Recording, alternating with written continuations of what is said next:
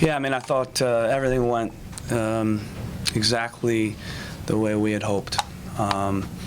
You know, we wanted to put some different guys in this game, but we felt like we needed also some experience as well in the lineup. You know, and there's a lot of, you'd say, in the pieces and how you put it together and who you pick and who you don't and all that, and then thinking about RSL, you know, I give a lot of credit to my staff because we spent a lot of time trying to figure out, you know, the right way to go, and I thought it paid off today. Doesn't always, but today I thought it did, and puts us in a position now where we have a bunch of fresh guys to go into that league game, and got the result. We move on in the competition. Guys are very professional. Good first half. Second half, shut the game down. Got another clean sheet, and we got through the competition healthy. And like I said, now we have fresh guys to go into the next game. Jack Barnaby's a guy we haven't seen play a ton in MLS play, but he seemed to kind of stand out a little bit in the first half. What did you think?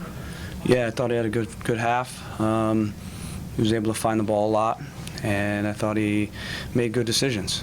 You know, there's a real balance in how we play our wingers. You know, it's important that our wingers help us keep possession, but also they need to bring penetration. And, you know, there have been some times where our wingers try to penetrate too much and we lose the ball, and we end up defending too much because of that. And there have been some games where we don't penetrate enough. And, you know, I thought today that Barnaby really brought that right kind of mix of a guy that can help us keep the ball at times. He comes inside, which now that movement opens up space for others. It allows us to get extra numbers central. It allows you know, us to move the back four of the opponent. Now they have to make decisions. And I thought he was, you know, good in that aspect and effective as well, getting in crosses. And so it was a good shift for him. He's a young player. I was really proud today. I mean, there are a lot of positives, but one of the biggest positives, I think, is when you look at the youth in our team. I mean, we played today 9 guys 25 years old or younger. Started 7. Barnaby's 21 years old, you know, so it's a real positive that we can, you know, play a lot of young guys and mix them in with some experienced guys up the spine, which was the plan, and get the job done. And, you know, that gives us a lot of hope for the future, not just now but the future, knowing we have, you know, 25, you know, we did not even counting Luca would be in there as well, but we have a lot of guys 25 or younger. You've got to get ready for CONCACAF Champions League later in the fall. What did this performance tell you about this team's readiness going into that competition? Yeah, I think it's good. I mean, I've been saying it. You know, the first 15 games, having to play so many guys because of injuries has really helped us. You know, it hasn't always been perfect. We've dropped some points because of it. But now that we hit that mid-season and on with the competitions kicking in, we have guys now that have played, guys that have you know, as I've said, have bled in the uniform and gotten results and learned what it takes and taken ownership in the season, and they're very bought in, and they're more confident because they've now played. Versus if we probably didn't get guys injured, now we're throwing guys in for the first time in this game and in Champions League, and you know, we don't have as much evidence to go on to make really good decisions. You know, today's another game where we have, you know, evidence, what I call it, you know, where we know kind of what guys can do, and stocks go up and down all the time, and you know, Barnaby's stock went up, so now we know we can count on him. And you know, I think the last couple of weeks, Taylor Pay, his stock's gone up, and Mobia Kugo, I thought was excellent today. You know, to know that we can put him in a game and not miss a beat, and there's a reason. You know, he's 25 years old, but he's started, I think it is over 100 MLS games. Jack Mack's another one. You know, he's 23 years old. People don't talk about that. Talk a lot about, you know, Jordan Morris and his age, but we got a guy, Jack Mack, that's bagged a lot of goals in this league, and he's 23 years old. He bags another one tonight. You know, Zarek Valentin, he's 24 years old. Taylor Pay's 24. Nico Brett's 24. You know, so we got Spree is 24. You know, so we got a lot of guys kind of in that. You know, I would say that's not, you know, super young, but that's still a lot of youth in the team. You know, those guys are going to play for you another 8 to 12 years. Along those same lines, how did Darren's performance tonight affect his style?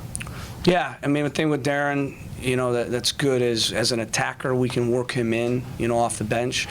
Whereas a guy like Alvis, you know, we need to probably get him a game with T2, 90 minutes. You know, he played 60. We'll probably get him a 90 with T2 because you don't sub your defenders. So with an attacker like Darren, we can kind of bleed him back in off the bench. And I thought he put a really good shift in. He was dangerous. And, you know, that's the good news, bad news now. We got a bunch of guys that's back. We have a lot of, you know, evidence to go on to make decisions.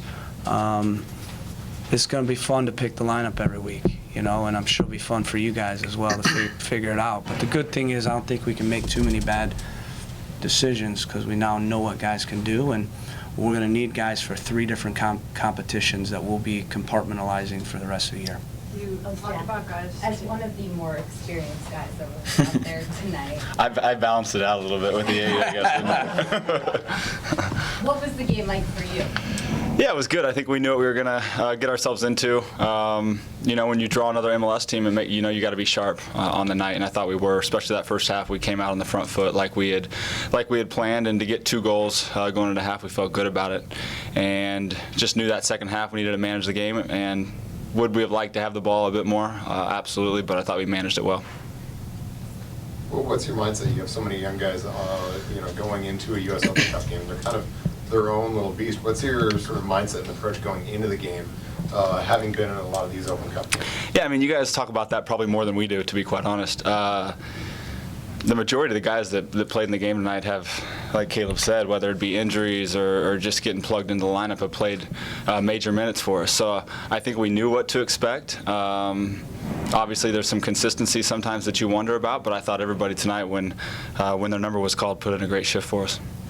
Caleb, you talked about guys taking ownership of the different competitions, and obviously you've built a team around having enough depth to do well in these competitions. Now that you've been able to throw a lineup out there and they've been successful, I mean, what's your expectation in this tournament going forward? The Open Cup? Yes. Yeah, I mean, the expectation was always to do well in it, and yet we didn't want to, you know, sacrifice the next game because the next game is very important. So these guys, my staff, myself, Merritt, Gavin, we want to win everything we play. I wasn't willing to sacrifice this competition and this game. If you ask the guys, you know, they would tell you that, you know, we prioritize this game, you know, but we didn't prioritize it so much that we'd be chewed up and not have our legs for the next game. So I think that's why we wanted some rotation, but also we knew we needed to play some guys both games, and we knew we needed experience, like a Ridgewell, like a Jack Jewsbury, like a Diego Valeri up the spine. Time for one more.